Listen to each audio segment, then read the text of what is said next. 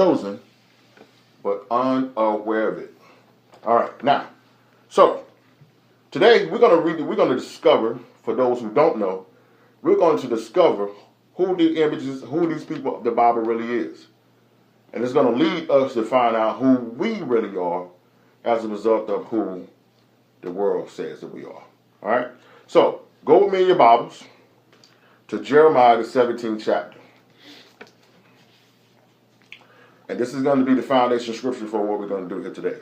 Jeremiah 17, and we're going to look at verse 4 there. It's very important that we set this foundation to get to understanding. Because when you begin to dive into the word of what the word of the Most High says, oftentimes it's going to be completely different between what theologians and religion says. Those things are completely different. They're not the same thing. You have to understand that. That the things of the Bible and the things of theology many times are complete opposite. And you have to understand the difference between the traditions of men and the commandments of the Most High. Two different things. All right, so read therefore them Jeremiah 17, verse 4. And thou, even thyself, shalt discontinue from the inheritance that I give thee, and I will cause thee to serve thy enemies in a land which thou knowest not. For ye have kindled a fire in my anger, which shall burn forever. Now, it's important to know here that here in Jeremiah 17, the first three verses of this chapter is talking about the nation of Judah. Now, if you go back in 2 Kings, the 17th chapter, you will see that, well, let's go back further than that. We talked about this last week, but just to make sure you understand this, we're going to go back a little further. If you go back in 1 Kings, the 11th chapter, you will see that Israel the Most High made a decision to split Israel, or take Israel from Solomon, because Solomon was wild and he was breaking the laws, the statutes and commandments. He was serving pagan gods. He was marrying women that had nothing to do with the nation of Israel. And he was building temples to pagan gods, to fallen gods. And so the Most High made a decision to take the kingdom from him, but to leave Judah with him. 1 Kings 12, we see that Rehoboam was made king over Israel. Rehoboam made a decision that he said, we're going to bring in some other things, and we're going to do our own way of the feast versus what the Most High said, because he feared that if he continued to fellowship with the brethren of Judea, that they will come back in one nation and they would no longer want him to be king anymore. They would want to be one nation again. So he began to do things that was outside of the actual feast and the things that the law and statutes told us to do. So when you fast forward to 2 Kings, the 17th chapter, the Bible tells us that the Most High removed Israel from his sight, meaning that he allowed the Assyrians to run in, to take over the land, and they took the Israelites out of the country, which left only remaining Judea, which was the tribe of Judah, the tribe of Benjamin, and the tribe of Levi, which was there during the time of Christ. Now, you would think that the tribe of Judeans, would have seen what happened to their brethren in Israel and would have got right. But they didn't. They completely went off and began to do some of the same things and serve pagan gods and do all kinds of sacrifices and things in the same manner that Israel did. So the Most High was madder. His anger was worse at Judea because they seen what happened to Israel and they still went and did the same things, even worse than what Israel did. So now we see here in verse 4. Read verse 4 for them. Read that first part of it again.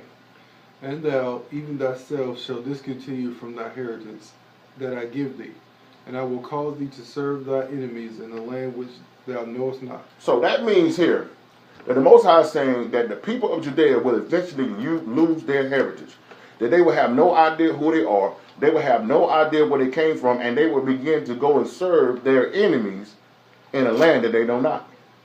So let's dive into this right here. Number one, he said that they would lose their heritage. Okay? So if they lost their heritage, how do the Jewish people know who they are? That's number one.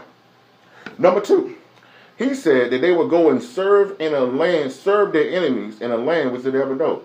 Have you ever seen anywhere throughout the history of the civilization where any people of European descent ever went and served people in a land in any capacity? That's number two. Now, number three. How is it that they want us to believe that they are the people when he's strictly said here that, what's the last part of it? In the land? You will serve thy enemies in a land which thou knowest not.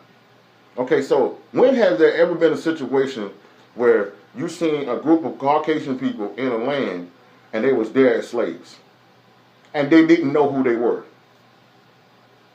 If anybody can show me that throughout history, please send it to me and I'll be glad to take it. So the Most High is saying here that the people of Judea would come to a point where they did not know who they are, who they were. Now, if I go and ask, if I bring 100 black men, 100 African American men, or whatever you want to call it, and I ask them, yo, where do you come from? They say, I don't know. I'm from Mississippi. I'm from North Carolina. No, what? Let's go back farther than that. I don't know. All I know, I used to be a slave. They had no idea. And it wasn't until the last 20-something years that they began to call us African American, which means now we're supposed to be connected to a whole entire continent. Have you ever seen a map of Africa? It's a lot of countries there, man. A lot of countries.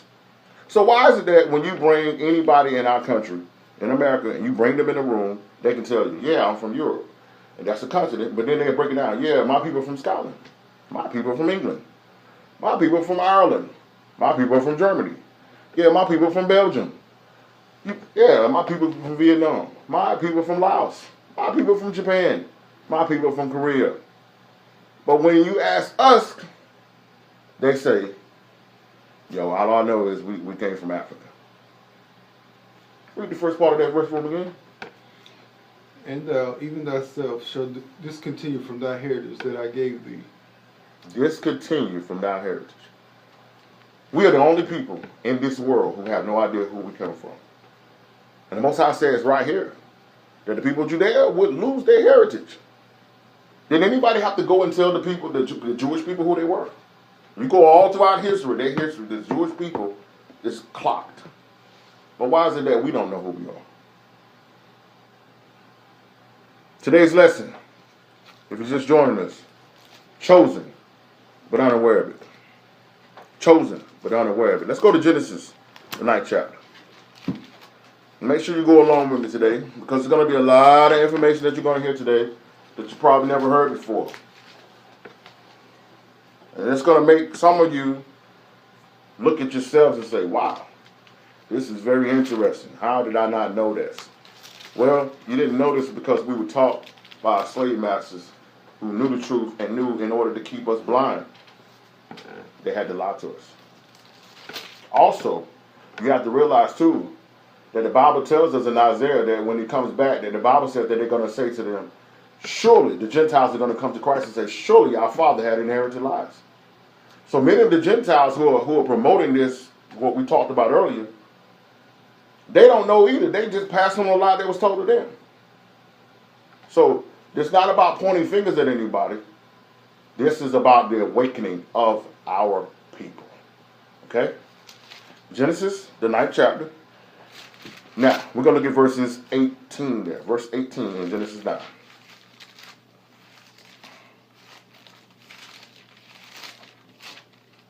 All right, verse 18. And the sons of Noah that went forth of the ark were Shem and Ham and Japheth, and Ham is the father of Canaan. Okay, now, I don't understand how in this world, how all of us in this world, I'm talking about everybody in this world, are prejudiced against each other when we all got the same daddy, Noah. Okay? You have to understand that from Adam up until Noah, everybody else that was in this world died in the flood, except Noah, his wife, his 3 sons, and their wives. So everybody that's in this earth realm today got the same daddy.